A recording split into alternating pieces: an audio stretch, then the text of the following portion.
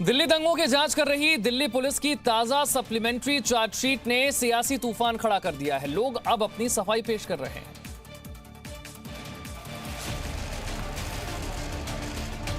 इस साल फरवरी में दिल्ली में हुए दंगों को लेकर दिल्ली पुलिस ने सप्लीमेंट्री चार्जशीट दाखिल की है। इस चार्जशीट में कई बड़े लोगों के नाम शामिल हैं। चार्जशीट में सीपीएम नेता सीताराम येचुरी, स्वराज अभियान के नेता योगेंद्र यादव, अर्थशास्त्री जयंती घोष, दिल्ली विश्वविद्यालय के प्राध्यापक अपूर्वानंद और documentary film maker Rahul Roy का नाम शामिल है। आपको ये जानना जरूरी है कि इनमें से किसी व्यक्ति को सप्लीमेंट्री चार्जशीट में आरोपी नहीं बनाया गया है। इनका नाम एक आरोपी ने अपने बयान में लिया है, जिसके मुताबिक प्रदर्शन में ये लोग भी आते थे और भाषण देते थे। सीताराम येचुरी ने इस सप्लीमेंट्री चार्जशीट को बेबुनियाद बताया है। उन्होंने कहा है कि यह कार्रवाई बीजेपी के शीर्ष नेतृत्व के पतन को दिखाती है। येचुरी ने गृह मंत्रालय पर दिल्ली पुलिस के दुरुपयोग का आरोप लगाया है। शिवसेना के सियासी हमले की शिकार फिल्म अभिनेत्री कंगना रनौत आज क्या करने वाली है, जानिए पूरी खबर सिर्फ 1 मिनट में।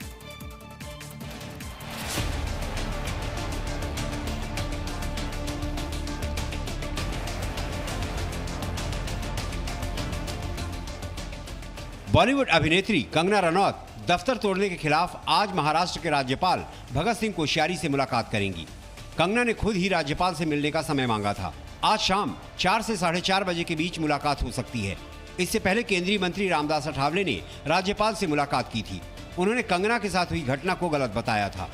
कंगना रनौत ने महाराष्ट्र सरकार पर आज फिर निशाना साधा है। कंगना सोमनाथ मंदिर की फोटो शेयर करते हुए लिखा है, सोमनाथ को कितने दरिंदों ने कितनी बार बेरहमी से उजाड़ा, मगर इतिहास गवाह है क्रूरता और अन्याय कितने भी शक्तिशाली क्यों ना हो, आखिर में जीत भक्ति की ही होती है। हर हर महादेव। दिल्ली में कल कंगना रनौत के समर्थन में लोगों ने जमकर नारेबाजी की। कंगना के समर्थन में हाथों में पोस्टर लेकर महाराष्ट्र सरकार के खिलाफ विरोध प्रदर्शन किया गया। क्या रिया और सारा एक ही व्यक्ति से ड्रग्स खरीदती थी? सूत्रों के मुताबिक इसका जवाब हाँ में है। नारकोटिक्स कंट्रोल ब्यूरो की जांच में कई लोग बेनकाब हुए।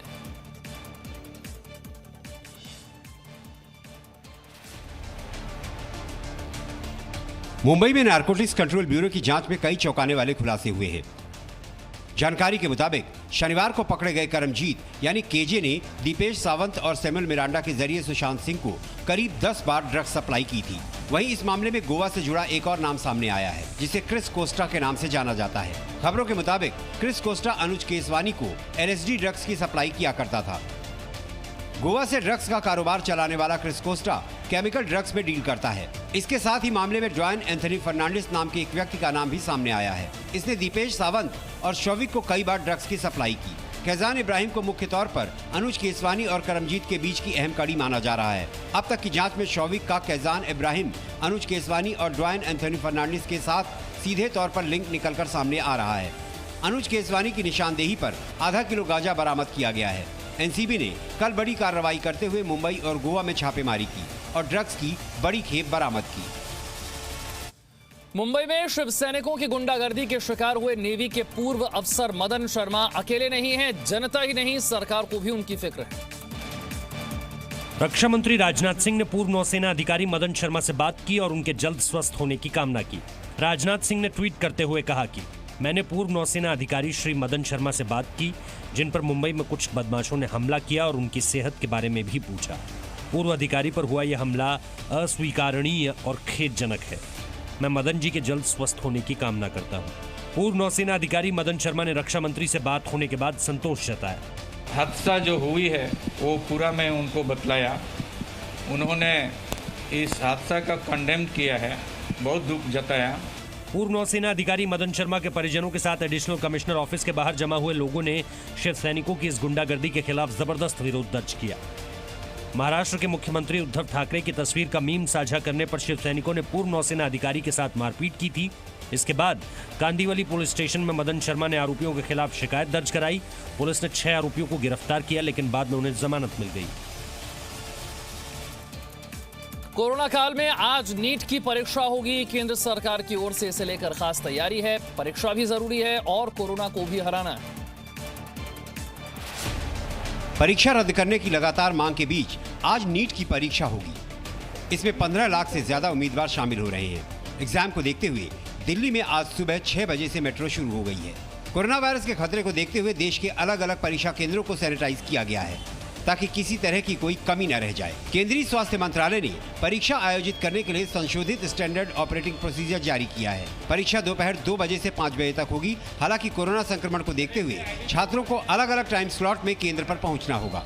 परीक्षार्थी एडमिट कार्ड में दिए टाइम स्लॉट को देखेंगे और उसी के मुताबिक परीक्षा केंद्र पर पहुंचेंगे। स्टूडेंट को एडमिट कार्ड के अलावा एक फोटो और ओरिजिनल फोटो आईडी भी साथ लानी होगी। उन्हें सैनिटाइजर की 50 ml की बोतल और ट्रांसपेरेंट पानी की बोतल भी लानी होगी। एनटीए ने इस बार सेंटर लोकेटर को अपना एग्जाम सेंटर तलाशने की सुविधा दी है। सेंटर पर पूरी तरह टच फ्री एंट्री रहेगी और स्टूडेंट्स को फेस शील्ड दी जाएगी। एनटीए की ओर से हर सेंटर पर ऑनलाइन मॉनिटरिंग होगी।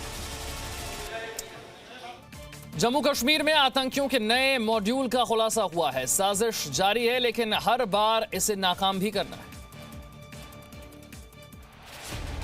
ये तस्वीर जम्मू कश्मीर के मेंढर में बरामद हथियारों की है। एक से बढ़कर एक हथियार इकट्ठा किए जा रहे हैं ताकि देश विरोधी हरकत को अंजाम दिया जा सके। लेकिन वक्त रहते ही सुरक्षा एजेंसियों ने इस पर पानी फेर दिया। खुफिया जानकारी के आधार पर साझा अभियान चलाया गया। 2 आतंकी गिरफ्तार हुए और इनके पास से 3 Chinese pistol, 6 pistol magazine, 70 pistol round, 11 hand grenade, 1 wireless set, 1 IED, 2 battery, 2 झंडे, 1 mobile phone, 1 charger, 1 pen drive और दूसरे सामान बरामद हुए हैं। आतंक फैलाने के लिए हथियारों का यह भंडार पाकिस्तान अधिकृत कश्मीर से लाया गया था। गिरफ्तार किए गए आतंकियों से पूछताछ जारी है। वहीं जम्मू कश्मीर में सेना का ऑल आउट अभियान भी जारी है। देश विरोधी हर कोशिश को नाकाम किया जा रहा है। बिहार विधानसभा चुनाव को लेकर एनडीए की तैयारी पूरी हो गई है। कौन कितनी सीटों पर लड़ेगा इस पर भी चर्चा हो चुकी है, लेकिन इसका ऐलान अभी बाकी है। इस साल नवंबर में होने वाले बिहार विधानसभा चुनाव को लेकर एनडीए ने तैयारी शुरू कर दी है। तैयारियां तेजी से आगे बढ़ रही हैं। कल पटना में बीजेपी अध्यक्ष जेपी नड्डा ने मुख्यमंत्री नीतीश कुमार के साथ सीटों के बंटवारे पर चर्चा की। नीतीश कुमार के साथ बैठक के अलावा जेपी नड्डा ने बिहार के उप मुख्यमंत्री सुशील कुमार मोदी के साथ भी कोर कमेटी की बैठक की, जो बेहद अहम रही। आपका ये जानना भी जरूरी है कि लंबे समय से एनडीए के घटक दल जेडीयू और एलजेपी के बीच चल रहे कोल्ड वॉर के बीच एनडीए के शीर्ष नेताओं की इस बैठक को विधानसभा चुनाव के मद्देनजर बहुत महत्वपूर्ण माना जा रहा है। आने वाले चुनावों से पहले इस बैठक पर कोल्ड वॉर को ठंडा करने और सीटों के बंटवारे को लेकर बेहद अहम माना जा रहा है। बदलाव की किरण, आशा की किरण और परिवर्तन की किरण उनको दिखी है तो श्रीमान नरेंद्र मोदी जी के भारत के प्रधानमंत्री बनने के बाद। और यहीं से तय होगा कि चुनाव की तरफ बढ़ने वाली तैयारी कितनी कठिन होने वाली है। आतंकियों को पनाह देने वाले पाकिस्तान के समर्थन में चीन अब खुलकर सामने आ गया है। चीन ने पाकिस्तान को बचाने की कोशिश की। चीन ने एक बार फिर अपनी चालबाजी दिखाई है। उसने 5 भारतीयों को जासूस बता डाला।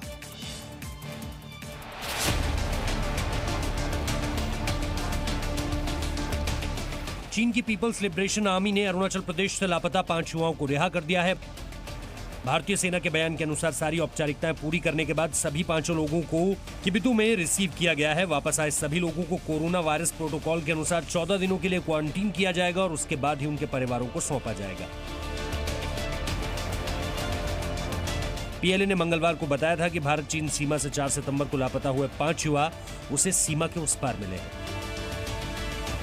युवा मामले एवं खेल राज्य मंत्री और अरुणाचल के सांसद किरण रिजिजू ने एक ट्वीट में कहा कि भारतीय सेना द्वारा हॉटलाइन पर भेजे गए संदेश में पीएलए ने स्वीकार किया कि अरुणाचल प्रदेश के 5 लापता युवक चीन में हैं। हालांकि चीन के मुखपत्र ग्लोबल टाइम्स के एडिटर ने इन 5 भारतीयों को चीन में भारत का जासूस कहा है। शहीद नेमा तेंजिन को न्यूयॉर्क में श्रद्धांजलि दी गई। देश को उन पर गर्व है। चुशूल में चीन के साथ झड़प में शहीद हुए भारतीय सेना की विकास फोर्स के कमांडर नेमा तेंजिन को न्यूयॉर्क में श्रद्धांजलि दी गई। श्रद्धांजलि सभा तिब्बत नेशनल कांग्रेस की ओर से आयोजित की गई। कमांडर तेंजिन 29-30 अगस्त की रात चुशूल में शहीद हुए थे।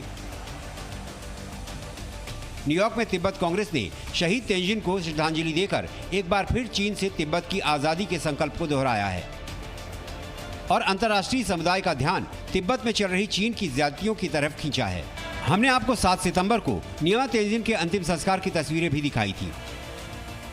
न्यिमा तेंजिन को श्रद्धांजलि देने के लिए बीजेपी नेता राम माधव भी पहुंचे थे। लेह में सोनमलिंग तिब्बती शरणार्थी बस्ती में उनका अंतिम संस्कार हुआ था। उनका पार्थिव शरीर भारतीय तिरंगे और तिब्बती ध्वज दोनों में लिपटा हुआ था। अंतिम संस्कार में बड़ी संख्या में स्थानीय लोग भी शामिल थे। उन्होंने भारत माता की जय के नारे लगाए। कोरोना से निपटने के लिए केंद्र सरकार चिंतित है। इसे लेकर उच्च स्तरीय बैठक की गई। आगे की योजना पर विचार किया गया। देश में कोरोना के बढ़ते मामलों को लेकर प्रधानमंत्री के प्रिंसिपल सेक्रेटरी पीके मिश्रा ने कल एक हाई लेवल समीक्षा बैठक की। बैठक में कोरोना को लेकर सरकार की तैयारियों और मौजूदा हालात पर चर्चा हुई। राज्य और जिला स्तर पर कोरोना के हालात से कैसे निपटा जा रहा है और इसे लेकर क्या जरूरी कदम उठाने की जरूरत है, इस पर विस्तृत चर्चा हुई। बैठक में वैक्सीन के विकास और उसके वितरण पर भी बातचीत हुई। वैक्सीन तैयार होने के पहले ही सरकार इसके वितरण का पूरा खाका तैयार कर रही है, ताकि जैसे ही कोरोना का टीका तैयार हो उसको हर स्तर पर भेजने में किसी तरह की दिक्कत न आए। देश में लगातार कोरोना के मामले बढ़ रहे हैं। पिछले 24 घंटे में कोरोना के 97,570 केस दर्ज किए गए। देश में अब तक कोरोना के 46,59,000 मामले हो चुके हैं। एक दिन में 1,201 लोगों की मौत हुई है। एक दिन में रिकॉर्ड 81,533 लोग ठीक हुए हैं। अब तक 36 लाख से ज्यादा लोग ठीक हो चुके हैं। कोरोना वैक्सीन को लेकर एक अच्छी खबर है। भारत बायोटेक ने दावा किया है कि कोवैक्सीन का परीक्षण जानवरों पर सफल रहा है। कोरोना की जांच अस्पताल में ही नहीं, एयरपोर्ट पर भी की जाएगी। इसकी पूरी तैयारी कर ली गई। दिल्ली इंटरनेशनल एयरपोर्ट लिमिटेड ने शनिवार को इंदिरा गांधी इंटरनेशनल एयरपोर्ट पर देश की पहली एयरपोर्ट कोविड-19 टेस्टिंग फैसिलिटी लॉन्च कर दी है। ये सुविधा विदेशों से आने वाले यात्रियों के लिए होगी। सितंबर महीने के मध्य में इस फैसिलिटी पर हर रोज 2500 सैंपल्स लिए जाएंगे। जरूरत पड़ने पर इस क्षमता को बढ़ाकर 15,000 सैंपल्स प्रतिदिन भी किया जा सकता है।